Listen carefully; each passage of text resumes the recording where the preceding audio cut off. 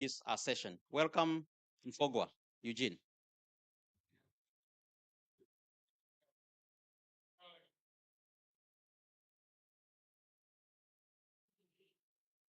Thank you so much, Charles. Good morning, everyone. I know it's been hard to get to this place. Thank you for coming and going through the hassle to get here on time. Before we get started, I would like to invite a panel to sit since we've lost some time. Let me invite Mr. Mofo Linus from UNECA to take a seat out here. Um, Dr. Lufonso, African Development Bank. Dr. Mithika Mwenda, please see if you can take your seat. Let me also invite Abede. I don't want to take a risk with your first name to also join us here. And I just wanted to check if Dr. Shirley is here with us. I'm not meant to, we've been talking on the, she's not. I think she's going to join us from WRI shortly.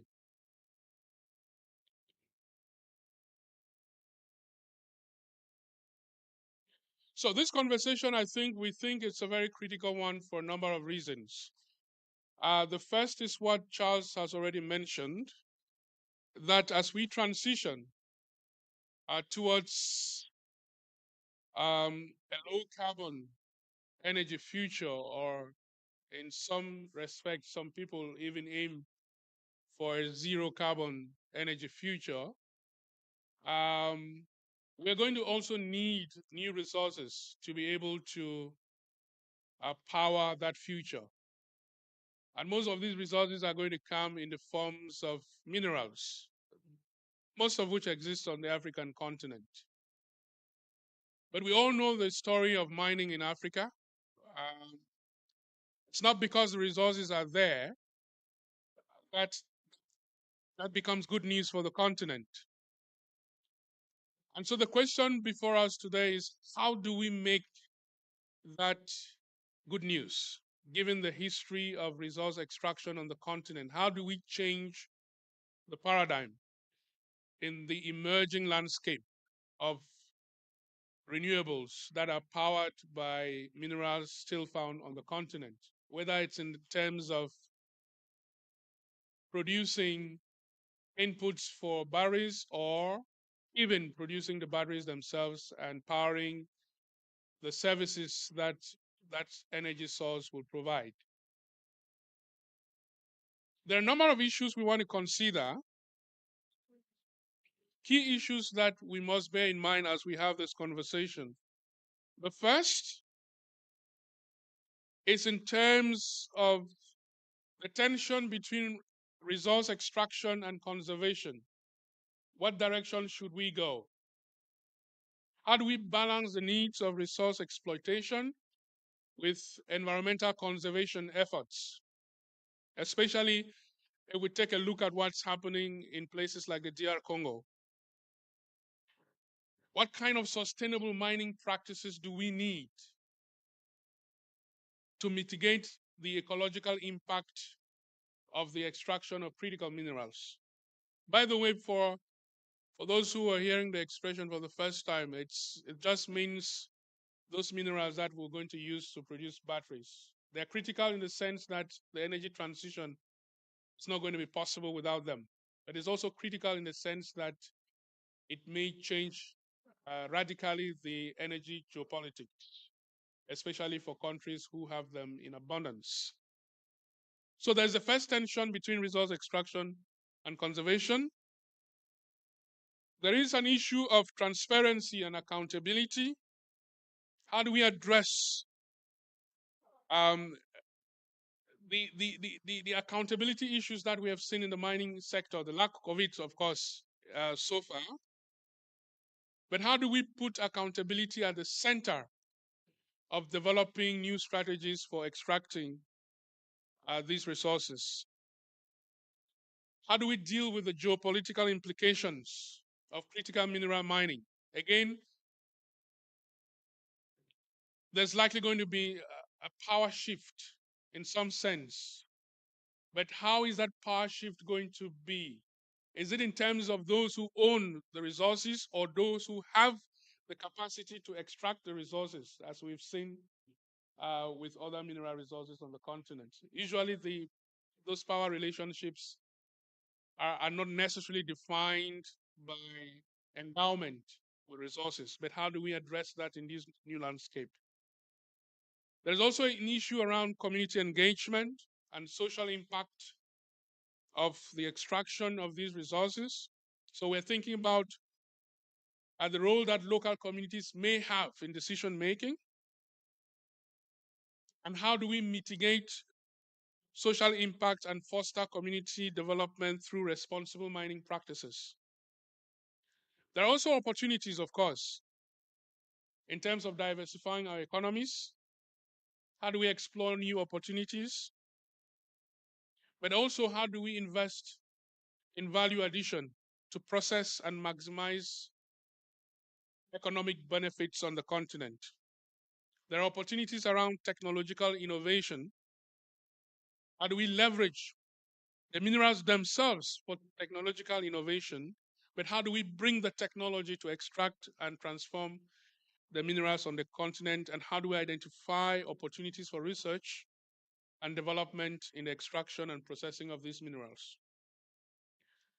Another critical issue that we need to consider is around infrastructure development. What kind of infrastructure do we need on the continent to link that are linked to critical mineral extraction? How do we improve existing infrastructure to enhance the overall economic landscape? Another critical issue we want to consider is global collaboration. How do we redefine our relationships with partners outside of the continent and within the continent? And how do we engage with global initiatives that are also keen on these issues? We're hoping that as we open up this conversation this morning and look at these issues, we could formulate some policy directions to help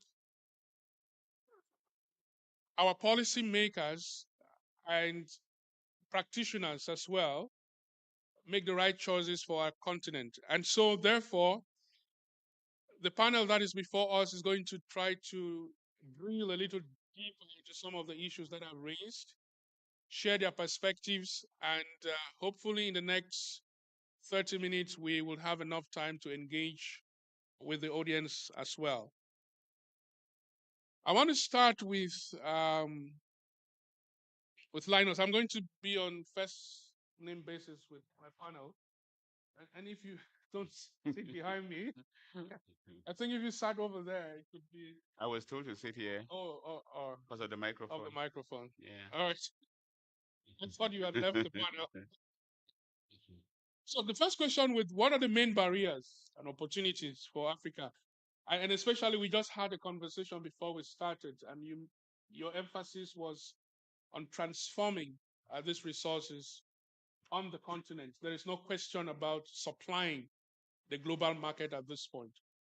But what opportunities are there and perhaps challenges for doing that, to transform these resources on the continent? Thank you. Thank you very much, Eugene. You, in your introduction, you made a lot of, highlighted a number of paradoxes, right, in terms of energy access and all of this. But there's also this big paradox in terms of where Africa is with relation to the critical minerals that we need for the transformation and transition that we're going to have. It is a paradox that if Africa is accounting for maybe 30 to 40% of the critical minerals that we need for the drive to net zero, but we hardly transform any of those minerals. You take like DRC, for example, cobalt. DRC supplies 70% of global cobalt, but it only captures 3% of the value. That is not acceptable. And that is why 2 years ago, in fact, when my previous boss, Dr. Songwe, asked me to do some talking points for her, and I was saying, I imagine tapping the vast energy resources of the DRC to transform its minerals into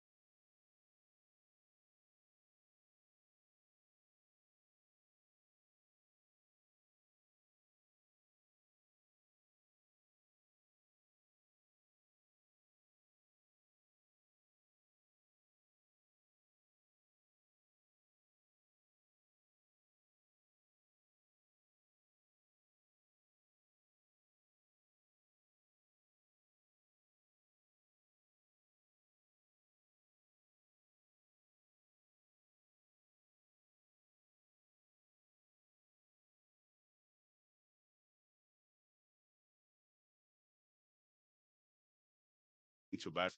The study was very interesting. It showed that if Africa were going to use the Africa Continental Free Trade to get these critical minerals coming from other countries through the establishment of a special economic zone between DRC and Zambia, you could actually produce battery precursors at 30% cheaper cost and 30% lower emissions than if you did the same in China or United States. So that is the case for it.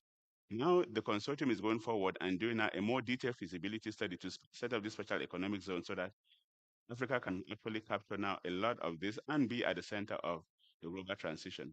But you also mentioned, Eugene, a very important point about mining, the issues about social and environmental factors. These are very important, and we are actually embarking now on a big project funded by the German program, together with a big consortium, including uh, WWF and so many other entities to say how can we establish through in the SADC region guidelines for responsible mining to bring climate resilience into the mining sector so that we can have socially responsible, environmentally responsible mining in those places. And I think it is a good thing, Eugene, that these things are already beginning to happen on the continent. And I'm so excited to looking forward to these two major projects to ensure that when Africa has to export, mine and export, that it is done in a socially and environmentally responsible way with benefits to the community. But most importantly, that Africa takes the lead to place itself into the transformation of those minerals using its abundant clean energy resources to produce battery precursors to start with, eventually batteries, and why not electric vehicles to plug itself and be transformative in the global agenda for the drive to net zero. Thank you.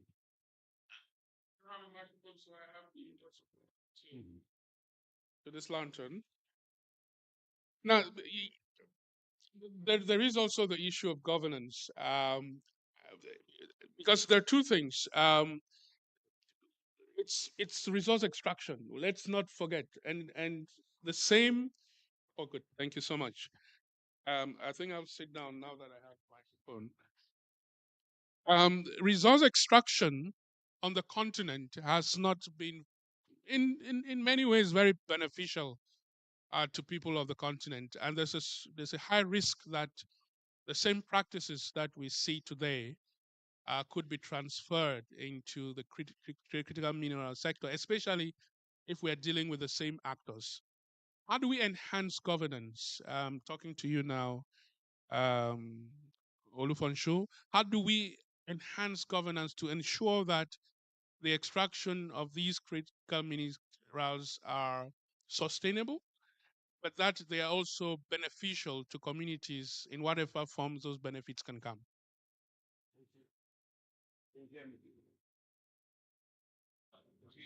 Okay, good. This is better. Good morning, everyone. And, and thank you, Jim, for the question. And I think it's important to probably help us to, I would like to start off by just giving a sense of what we're dealing with here. I have some numbers, allow me. So what Charles mentioned about DRC was the supply in the current market and the value captured. But I think the step before then is to understand what percentage of global value or global reserves of these critical minerals are in Africa. And I want to run through that because It will help to answer the question. 6% of the global reserves of copper are in Africa, 53% of cobalt, 25% of bauxite, 21% of graphite, 46% of manganese, 35% of chromite, 79% of phosphorus rock, and 91% of platinum group metals. And the reason why this is very important is the value or the reason why critical minerals are important for our discussion today is because of their rarity, it's because of their scarcity. If they were in massive abundance everywhere around the world, perhaps it will be a question of who can leverage in production more. This is about rare materials that are only found in specific regions of the world, but also they are not in complete or in infinite supply. So it's important that you must able to use them and use them very well, both in the extraction, but also in the transformation of them. And that's where what anchors that critical element is governance. And the advantage that we have when it comes to governance is that we can reflect on the mistakes we made in other when it comes to other minerals, and we have to do everything possible to avoid those mistakes. Um, Now, what do we need to do differently going forward in the interest of time? I think it's important to understand that this wave of boom or interest offers us an enormous opportunity to change the system in our country. So we still have the room to build the policies that are very relevant for the extraction, but also for the management. And we still have the opportunity to drive markets in the interests of African countries and ultimately trigger opportunities for local jobs, green jobs, and value chain addition in country and in Africa. That's the first part. The second part is also important to understand that we have an opportunity with this continental free trade agreement because we're creating markets. What has happened in the past was market was often seen somewhere else, and we were at the mercy of the demand side when it comes to triggering the supply. But now we have an opportunity to drive the demand and then drive the supply in country, in continent, and that is very critical for the work that we do when it comes to deepening the market integration and promoting scale economies and to drive investment. Now, the critical point is also to understand who are the actors that are very critical in the whole governance equation. You would naturally think that it is largely the ministries or the executive arm of government, but I think there's a role that the parliament plays in promoting laws and being very clear about the implementation of those laws that are very critical around production, but also critical about transformation. So think about it.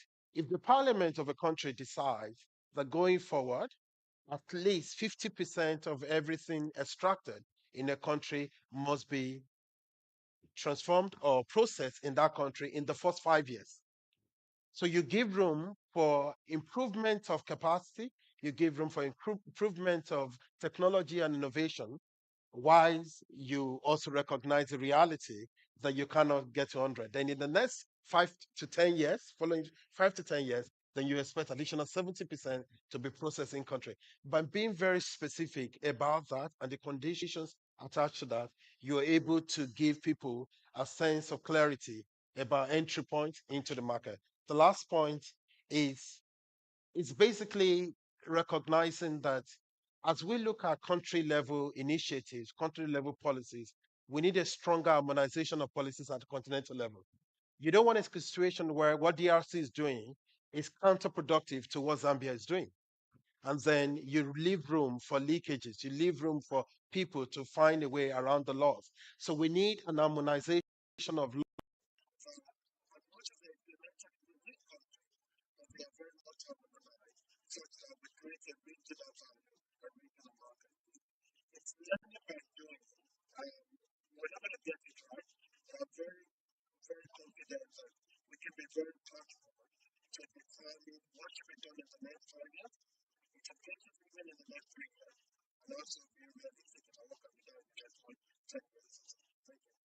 Thank you so much. And I think you make a good point there because what I'm hearing from you is that regulation is going to be central. In that the conflict South African set the theme for how the capital behaves in this space.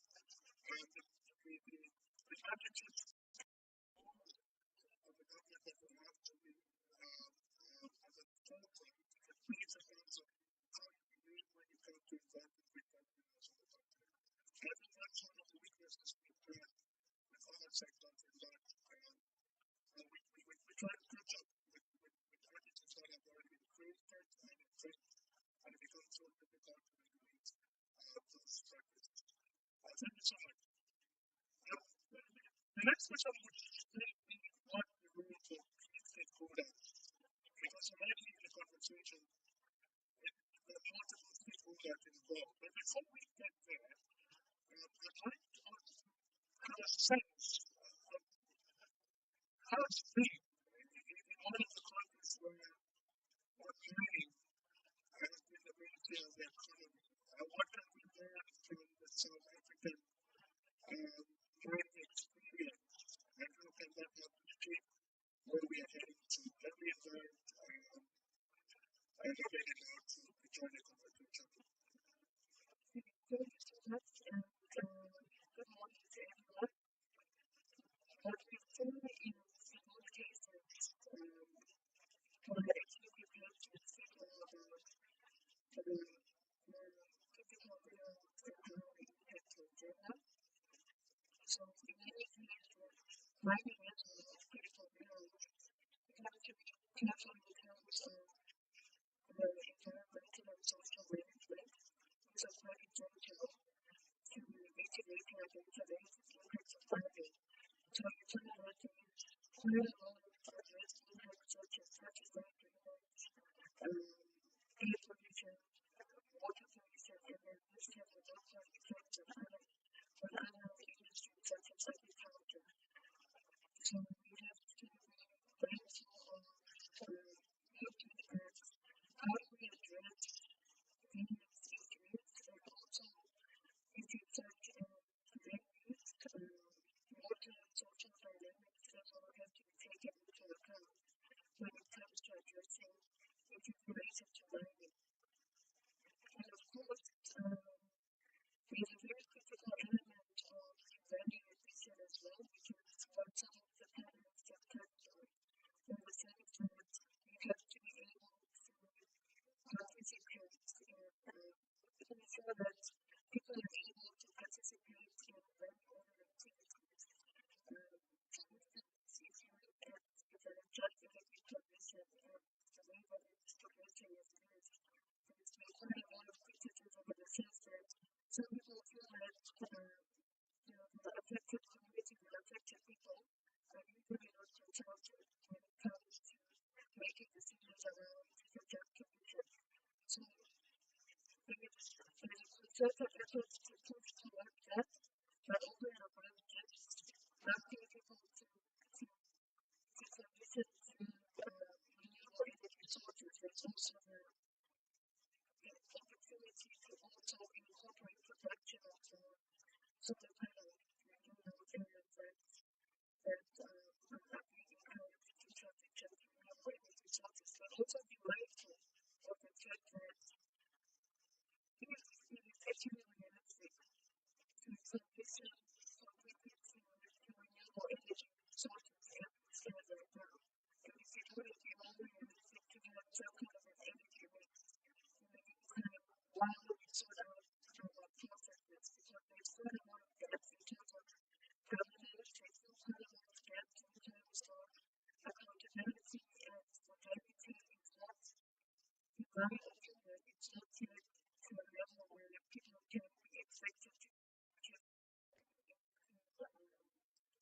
renewable energy sources, which is what we see in South Africa, some provinces, such as one of the biggest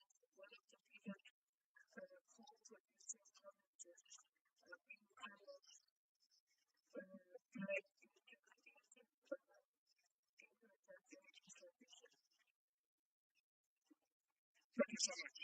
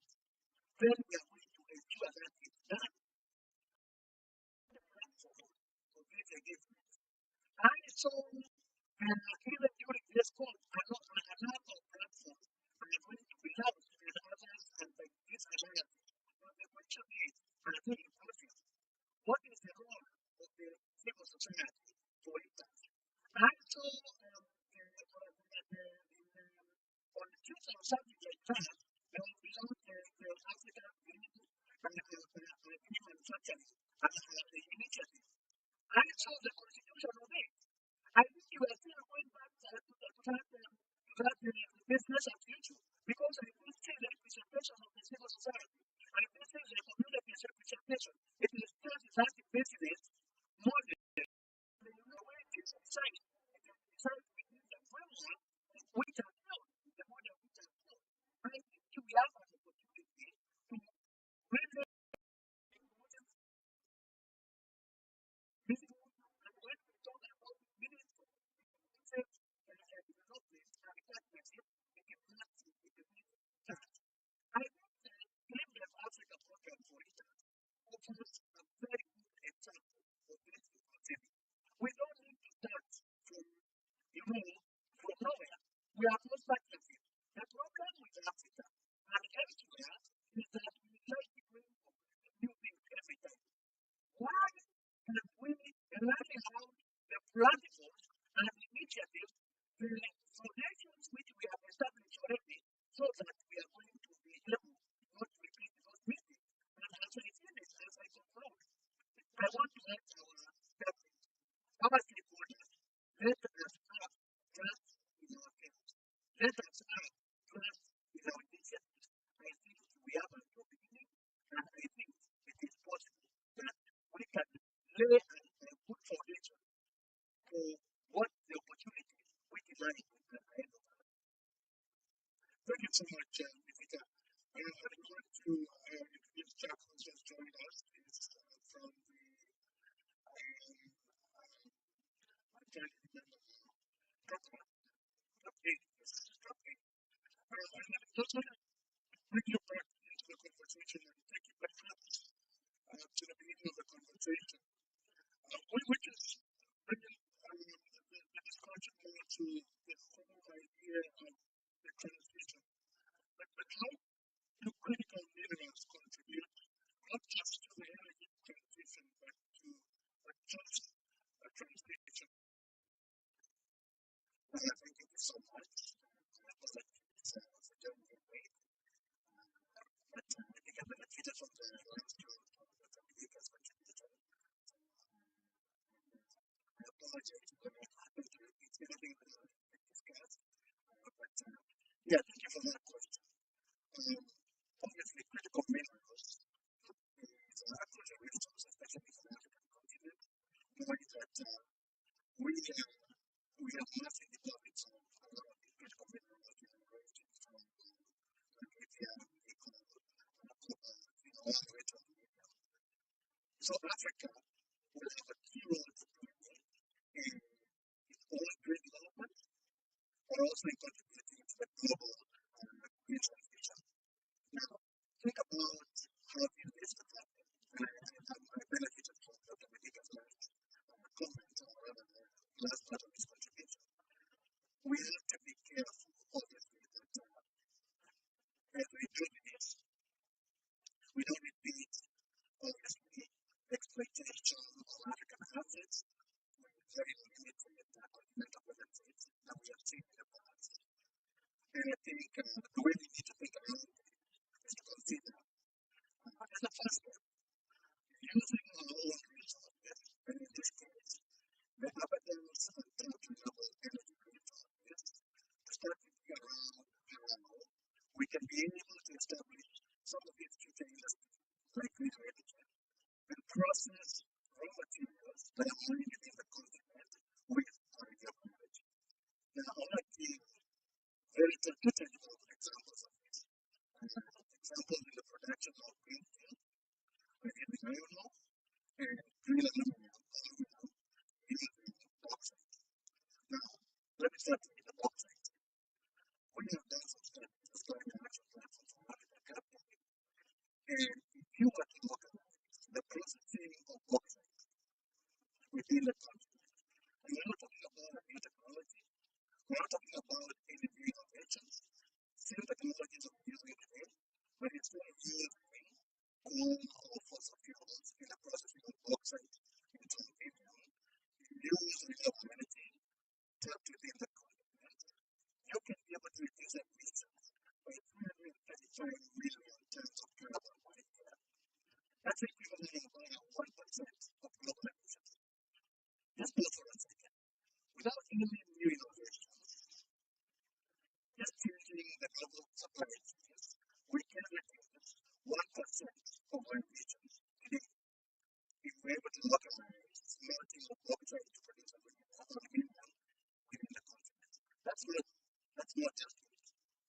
You will be able to generate jobs in excess of 280,000 direct and indirect jobs.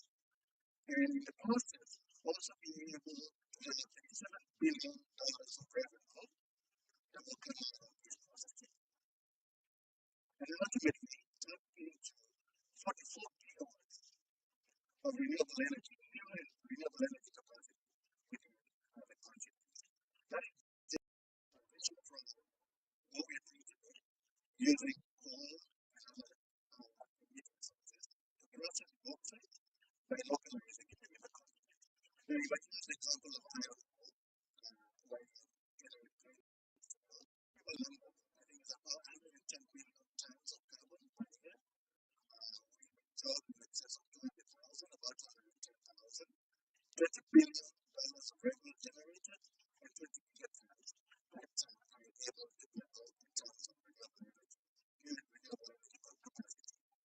The combination of these, what it does, it shows that what critical minerals can be for us as a continent, they can be a key player in unlocking Africa's climate competitiveness.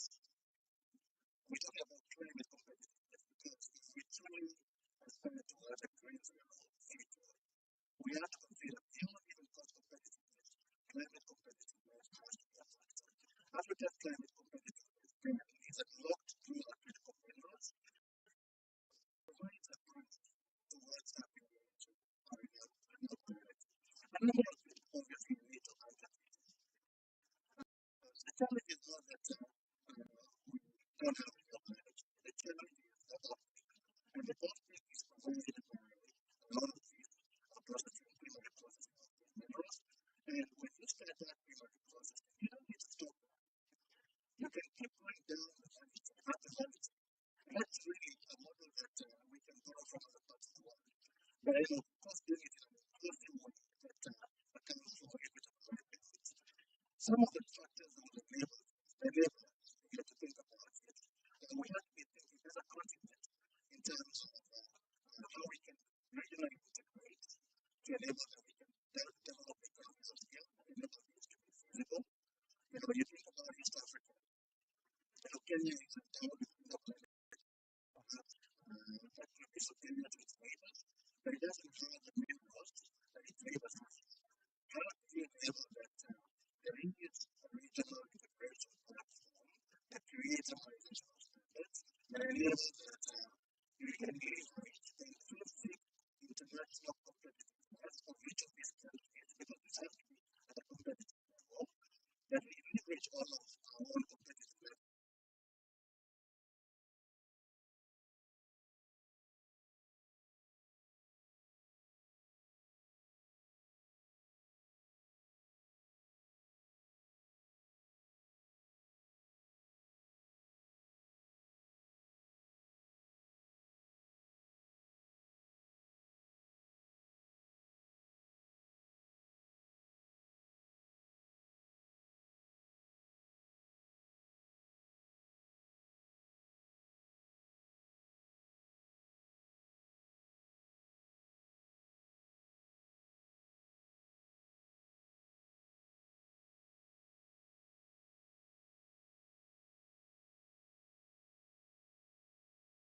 Skill development that provide sort of the conditions that make these industries to flourish.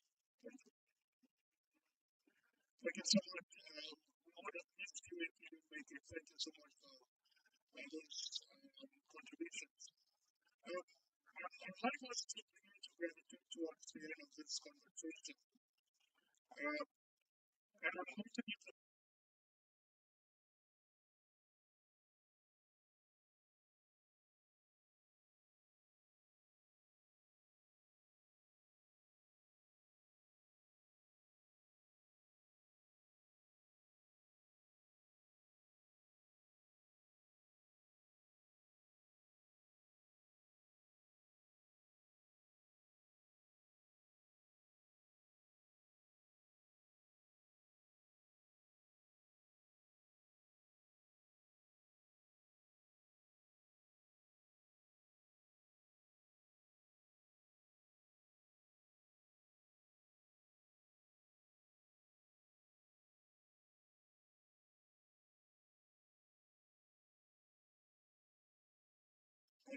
point where you spoke about the policy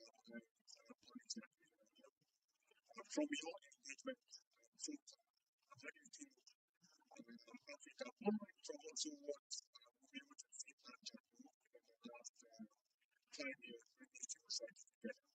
How can at the policy level of national government, because I think we already have from the last climate summit, the African climate reform and development declaration, that's a policy that is being adopted by leaders.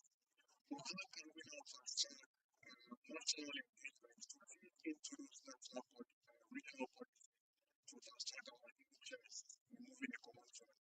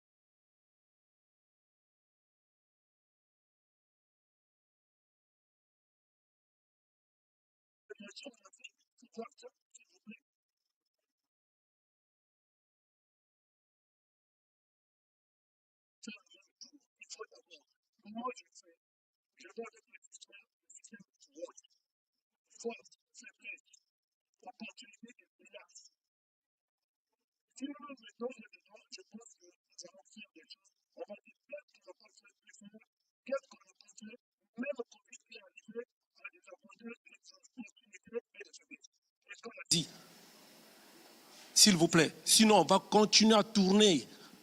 L'Afrique, nous avons l'agenda 2063. Combien font la publicité de cet agenda-là? Nous avons 2030, oui, mais 2063. Nous avons la ZLECAF, la zone de libre-échange continentale. 16% seulement des échanges. Mais c'est un problème. Est-ce que nous regardons ça? Faisons notre taux-évaluation, s'il vous plaît. Sinon, on va se mettre dans 1000 discours, 1000 réunions, il n'y aura rien. Les jeunes, qu'est-ce qu'il y a le problème? Il y a un problème d'éducation, la formation. Quand je parle des jeunes, ce n'est pas les jeunes seulement avec les masters 75, les doctorats d'état du ciel, non. Ceux qui sont dans les coins aussi, on les prend en compte. Je prends l'exemple des autochtones, parfois j'en parle. Vous êtes à l'université, vous êtes en train de faire les trucs de forêt. Mais votre vrai professeur sur le terrain, c'est l'autochtone. Il a quel doctorat d'état? Mais il vous enseigne. Vous pouvez scanner le diplôme, vous ne pouvez pas scanner la compétence. Donc l'Afrique a tout. Nous avons le côté traditionnel. Nous avons eu le sommet des 3 bassins au Congo-Brazzaville. Mais, s'il vous plaît, les chefs traditionnels sont où dans notre politique? Les chefs traditionnels. Ce sont des parties prenantes non négligeables. C'est très important. Nous devons utiliser toutes nos valeurs et nous allons valoriser notre expertise au niveau de l'Afrique. Il y a des choses qui vont avancer. L'Afrique a des ressources. Et puis, le schéma, c'est quoi? La première ressource, ce n'est pas les ressources financières. C'est les ressources humaines, les ressources naturelles et les ressources financières viennent à la fin. Parce qu'il y a certains pays, je vous le dis, bon, je prends l'exemple de mon pays. On est champion en fait de capacité d'absorption des fonds. L'argent vient, ça repart, mais d'autres pays cherchent l'argent. Donc, entretenons-nous entre nous en Afrique d'abord. Je dois savoir, je peux partir du nord jusqu'au sud, sans barrière. Mais vous mettez les barrières, vous attendez à quoi? L'Afrique de l'Ouest évolue 16 pays avec les cartes d'identité et traverse. En Afrique centrale, pour tourner, c'est des visas et des trucs comme ça. Commencer à passer les barrières, l'entrepreneuriat, l'auto-entrepreneuriat. Je peux vendre mon savoir. Il y a le savoir-faire et le faire savoir. L'Afrique ne communique pas bien sur le faire savoir. On doit savoir ce qui se passe en Afrique, s'il vous plaît. Sinon, on va faire des discours, on sortira avec rien. Pour terminer, la justice climatique. On est fatigué avec vos promesses. On passe. On doit compenser l'adaptation. Si on ne fait pas, si vous demandez l'argent, on ne vous donne pas l'argent. Donc vous allez mourir. Commençons à valoriser nos trucs, nos ressources naturelles. Transformons-la sur place, s'il vous plaît. J'en ai terminé.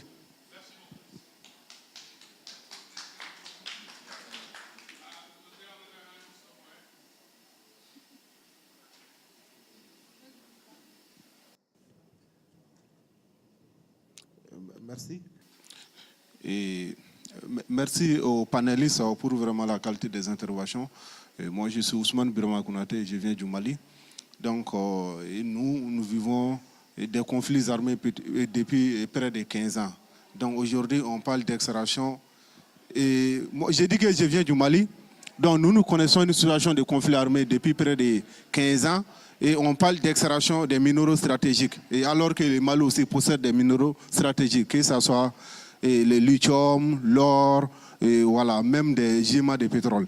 Et maintenant, moi, je voudrais savoir comment ces conflits vraiment peuvent impacter sur ces extractions. Est-ce qu'avec les conflits armés, on pourra faire des extractions qui vont profiter aux communautés? Et ça, c'est ma première question. Et on parle beaucoup des jeunes et des...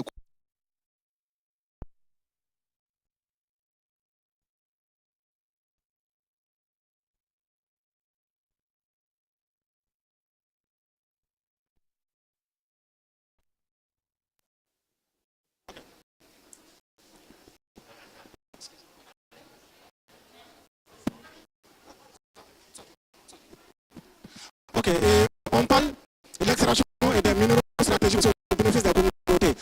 Et comme nous savons, dans la plupart des pays, les extractions sont cadrées par des lois. Maintenant, comment faire en sorte que les gouvernements puissent prendre des lois qui font que les communautés puissent bénéficier de l'extraction des minéraux stratégiques? Moi, je pense que ce sont des défis à relever. Merci bien.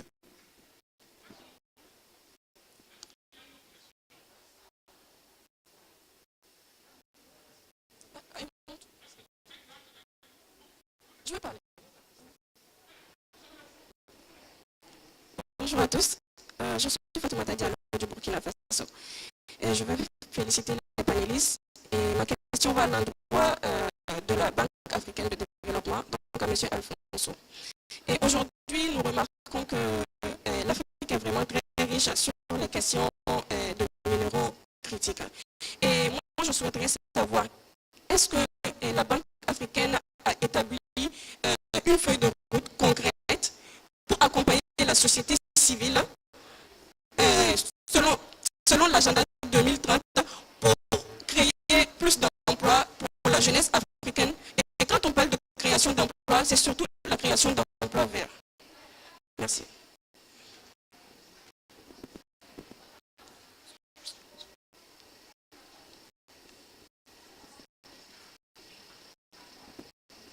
Bonjour et merci à tous. Je me joins aux autres pour féliciter les panélistes également. Je m'appelle Fatou, je viens du Sénégal. En fait, je voudrais revenir sur l'un des points cruciaux quand même qui freinent franchement le développement de l'Afrique et des Africains. C'est-à-dire le fonds créé l'année passée à Sharm el-Sheikh en Égypte, d'ailleurs qui a été l'un des bilans positifs de cette COP, mais qui aujourd'hui quand même tarde à être mis en place véritablement. Je voudrais savoir franchement où est-ce que vous en êtes et que comptez-vous faire vraiment pour mettre en place carrément ce fonds dont on parle depuis l'année passée, mais que les gens commencent à ne plus y croire. Je crois que c'est un fait extrêmement important. Les pertes et dommages qui freinent directement notre société, alors que l'Afrique, comme on dit, voilà, elle subit alors qu'elle fait rien quand même pour polluer. Donc, entre sécheresse, inondation, dégradation des terres, il faut dire que le bilan quand même des changements climatiques serait bien lourd pour le continent africain. Merci.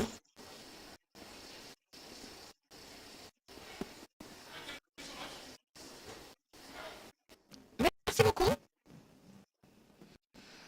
Nous avons toutes ces questions entre elles, qui ont fait des commentaires, mais je vais quand même permettre au panel de répondre à cela. Et je vais commencer avec les nations qui sont ici à suivre la plupart des questions parce que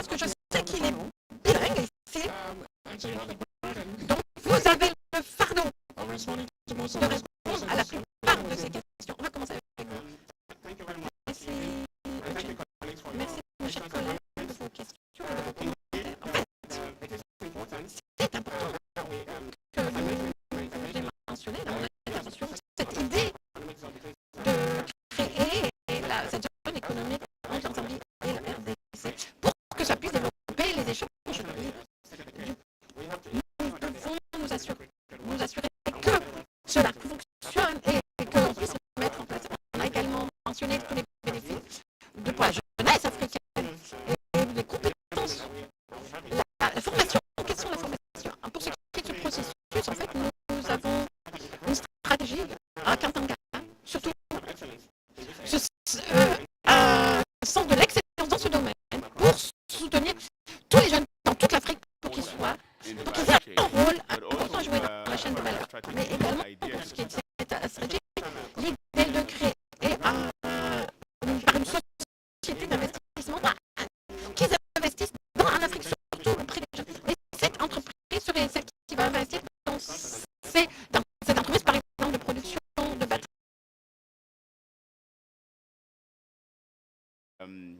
I think there was also thought about what roadmap there is. There is a lot of effort going on. There are different things that are happening, but the key thing is to ensure that we make use of the Africa Continental Free Trade to enable this thing to happen. And it's going to require a lot of investment in infrastructure. It's going to require, especially, we have a big program for infrastructure development on the continent called PIDA, right? In terms of transport, railroads, and so on. Now, this is the opportunity to see how can we make sure that the critical investment in those infrastructures to make things move across to this special economic zone and to take things out to the ports for export and, of course, for the regional value chains becomes extremely important. But one point that I wanted to make, Eugene, back to your point about supply and to the theme about fair access, is something that we didn't mention, and it has not been mentioned, but it's something that Africa has really got to be very, very alert about, and this is what is called deep sea mining. Deep sea mining, a lot of these minerals that African countries have on the land are available in the bottoms of the ocean. And big companies are developing technologies that would enable them to mine those same minerals in international waters that don't belong to any country. This is a big issue that is going on at the moment, and I think it's time for Africa to begin to strategize on how we can ensure that deep sea mining, if it happens, if it is allowed to go on, is not done in a way that disadvantages Africa, because the minute you are able to get manganese from the bottom of the ocean in international waters, the manganese deposits that Gabon has becomes stranded, useless. Okay? So this is something that I think wants to be one of the major messages that I would like us to take from here, that whilst we try to campaign about every other thing, this is the biggest thing that if we want Africa to place itself and be at the center of this, Africa has to be at the center of the discussion and the control of what happens about deep sea mining. Thank you. Thank you so much. I'd just like to come down the panel and also hear your perspectives on some of the issues that were raised, but if you have any thoughts that you want to wrap with, to go ahead.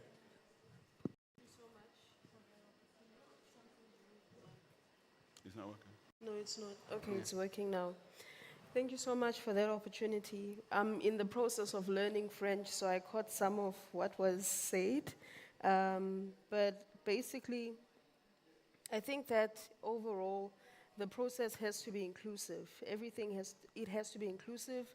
And of course, factoring in issues with the youth is important, but also looking at gender also is also quite an important and critical factor that we need to include. And of course, there are specific concerns that are raised in relation to gender where it comes to issues such as land use, water, as well as social dynamics. So I think we also need to keep in mind that some of these issues related to environmental and social management, like my fellow panelist has raised, the long-term view in terms of mining some of these critical minerals, but destroying the environment in the long term is not sustainable. So we also need to factor in some of the recommendations that are placed in environmental impact assessments when these projects start and Lorsque those have been ce- enforced. But in most cases, when an environmental impact assessment is made for a mining area, the issue is normally enforcement, like enforcing some of those recommendations to ensure that the environment, biodiversity, deforestation does not occur. And of course, we have to recognize and protect the land rights, not only for women, but mostly the marginalized groups in societies, including some of the indigenous groups as well, and factor them into the decision-making processes, because this is their land and this is how they have their livelihood. So if it's destroyed, they don't have any other way of having a livelihood. And of course, we need to ensure that women and as well as other marginalized groups have equal access to the benefits arising from these mining projects, so that it's not only a small group that is benefiting from some of these projects, these critical mineral related projects. So thank you so much. I think I'll leave it at that. Thank you so much, Dr. Mwenda. Just go ahead. Microphone here, please. Yeah. So I think I will not repeat what has been said, but it is what is the consensus here is that we have agreed that we are in the transition, and our critical minerals are very important. And we have an opportunity to do things better.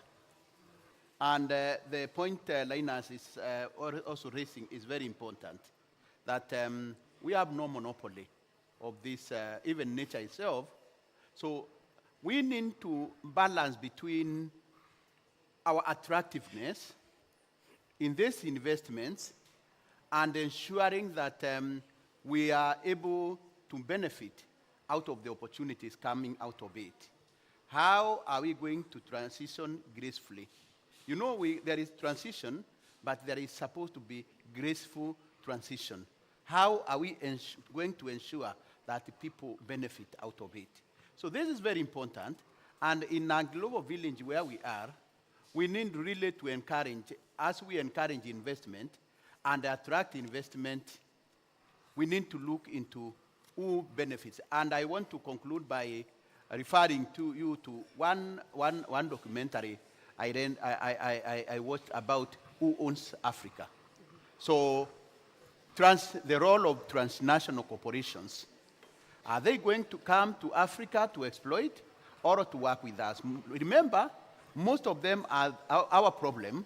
Most of them are the ones which fuel the conflict so that they just plug our resources, but there is an opportunity, there is a convergence, and that is brought about by the conversations which we have here. We have to care for the planet. At the same time, you need to look at the value of humanity. Thank you. Thank you so much, Dr. Alfonso. Thank you. All right. So, Lucky asked a question, and I think in the interest of time, I'd like to make 3 points. Number one, I strongly believe in the regionality of ideas and solutions, as well as regionality of policies, because the market is a market of scale. And if you're able to look at interactions in country, but aggregate that across multiple countries, you have a stronger power in the global market. And I think for me, it's very important to be able to appreciate what it comes to regionality of policies. And the question again is, how do we do that? Now, over the years, we've developed a number of policies around mining, resource extraction in Africa. We've just developed, and I think it's a partnership of many African institutions seated here, the African Green Mineral Strategy. And I really encourage all of you here, if you're interested in critical minerals, have a look at that strategy, which is a combination of the work UNECA, AFDB, and other partners. And what that policy says is basically to say we recognize national contests and contests of different minerals, but we're better off aggregating interest and learning from the past. And so that becomes our starting point in defining the agenda, in also articulating what we need to do differently going forward. And that is a very powerful thing, that we have a strategy in place that is able to appreciate the value of the opportunities in the market, but also understand that even though we are at different levels of capacities and capabilities, we have an opportunity to leverage on existing institutions to drive that capability and go forward. So I think I can't do justice more than that. The second point is also to appreciate the fact that policy is one of the biggest drivers of change in any country, in any context. And if you then have an effective policy in place that is well implemented, that is very inclusive, then you've got a chance of success. And I think the work that we talk about, the inclusivity we talk about here, it's very much to invest in the design. I always say this, policy gives you direction. If you get the direction right, don't bother about speed. The worst thing is to be full-minded around speed and be running fast in the wrong direction. And so speed for me is secondary to direction. And once we have the policy direction in place and that all of us buy in, and there's an executive level of buy-in with our government and all of the agents, it's very critical for us. The last point is this. Look, when we talk about governance, frameworks, and all of that, it's just about the rules of the game. And here's the thing about the rules of the game. You're better off defining and being part of people who design those rules as opposed waiting for others to design them and you play in that game. We have to be, particularly when it comes to critical minerals, we have to be part of people who design the game and who also articulate and clearly state how the game is going to be played. It's an economic game, whether we like it or not. But we have the advantage in our hand, and we must be at the forefront of it. And this conversation in totality is all about that. Thank you. Thank you so much, Jack. Yeah, quickly, I'll pick up from where Funchal left off. We have the advantage in our hands. So I think it's up to us to essentially shape the conversation in a way that benefits where we need this to go. 30% of the global reserves of critical minerals sit within the continent. That's the hand that we are dealt in terms of an advantage. And so even as we engage in this, we have to come in from a point of strength, not a point of begging.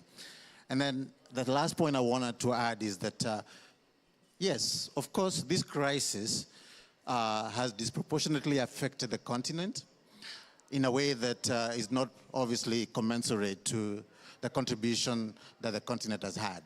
Other parts of the world have had a bigger contribution to where we are in this crisis, but then the impacts are felt the most within our own borders. And of course, so that requires, the common but differentiated responsibilities, that responsibilities go, to the perpetrators of this crisis. But we can also have a dual track. We can be able to maintain a dual track where that kind of conversation can happen, as well as us being able to leverage on the opportunities that we know we have, and critical minerals being one of those opportunities. So it doesn't have to be either or. We can be able to combine both as an avenue towards the destination that we need to get. And that destination is essentially to provide dignified livelihoods for our people. Thank you so much. That was a rich conversation. The question then is, where do we go from here? What kind of engagements do we need to move this conversation forward? I'm going to say a few things in terms of what we're thinking, but before we do that, I'd like to invite Dr. Augustine Jamshi, in terms of rounding off the conversation, to say a few words. Dr. Jamshi is Chair of Political and Technical Affairs at PACJA, and also coordinator of the Africa Coalition for Sustainable Energy and Access. Sorry, you asked where do we go from here? The microphone. You asked where do we go from here? Just a quick, on the 3rd, in this same room, we're going to have the Pan-African institutions are going to have a high-level event on this special economic zone that we're talking about. So if you want to learn more about that as one of the ways, next steps going forward, please be here on the 3rd at 4:30. Thank you so much. Thank you, Eugene. Thank you, the panelists, for these very rich discussions. I think this has been our first ever side event at COP28, and the quality of participation has been, in my opinion, very high.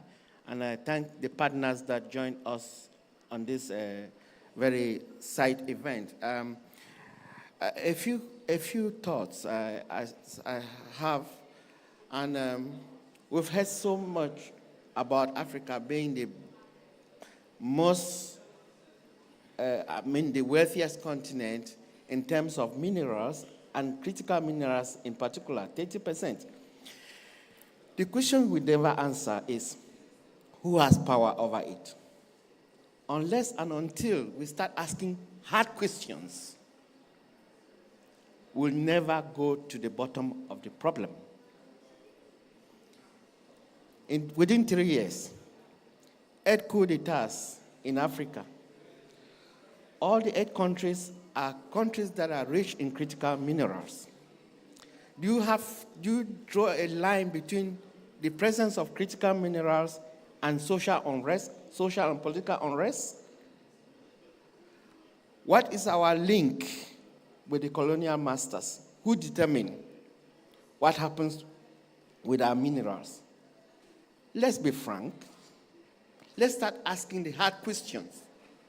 What is the power relationship between those who are exploiting these minerals and using them and selling the final product to us, and us, the political leaders in our continent? Let's start asking those questions. It is the role of the civil society. And I'm appreciating the communication or the utterances of my colleague, Ngelele. If we don't invest in training these African youths, they will keep being redundant. In fact, mining is becoming automated and digitalized. So even the jobs, the dirty jobs that we had in those mines are not there again. If we don't invest in education and training for these youths to be at the forefront of transformation, institute transformation of every resource is usually advantageous to the communities, to the countries, and the economies. Have we invested as Africa in this technology to make sure that we transform that? People wake up in the morning and go to the streams and they are red because of mining. They don't have access to the energy, they don't have the money, but their streams are polluted. Let's ask the hard questions, the power over the minerals. Thank you very much, and I think we should continue this discussion. Bless you. Thank you so much. I'm going to ask the panel to stay seated. I want to be sure that we have documented our time here. So just the camera people, I just want you to take a photo of the panel seated and then take a photo of the audience. Let's be sure we have good photos for our archives. Can someone grab my phone and do that very quickly? Let the young man do it.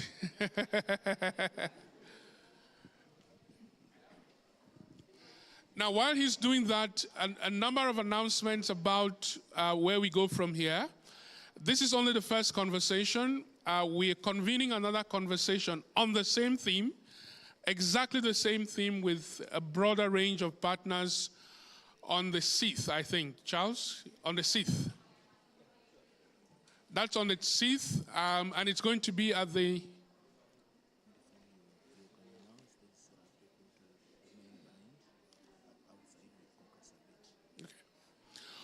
On the 6th at the UCLGA Pavilion. We can communicate the exact time, 3:30 p.m. So if you're really interested, in addition to the event Linus announced, come on the 6th and we'll continue this conversation. We're hoping that we get to a point where we bring together the research that's already available, the work that's already done, so that we have a sense of where we are and have more clarity about how policy should respond to these issues. I want to thank you so much, panel, and I want to thank you so much, audience, for your time with us. Do have a great day.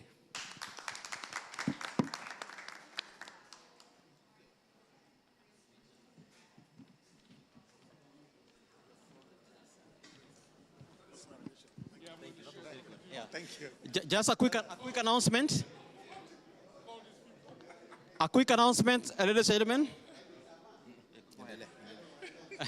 All right, so the next event, we have a press conference, our first press conference. Excuse me, our first